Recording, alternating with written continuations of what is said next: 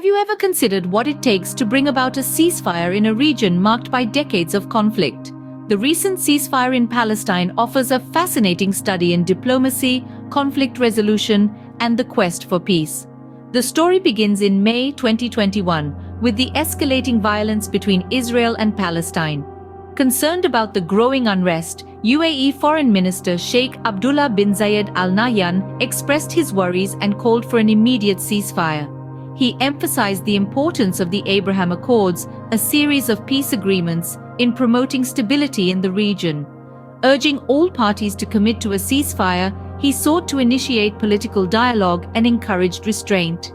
Fast forward to the 21st of May, when the world held its breath and a truce was brokered between Israel and Hamas, marking the end of a period of intense fighting.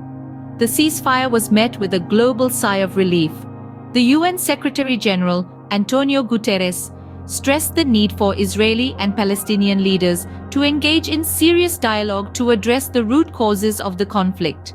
Similarly, US President Joe Biden expressed commitment to providing humanitarian assistance and supporting Gaza's reconstruction efforts. Egypt too played a key role in restoring calm. Egyptian President Abdel Fattah al-Sisi welcomed the ceasefire, underscoring the importance of diplomatic efforts. The UN Middle East peace envoy Tor Wennesland commended Egypt and Qatar for their role in bringing about the ceasefire.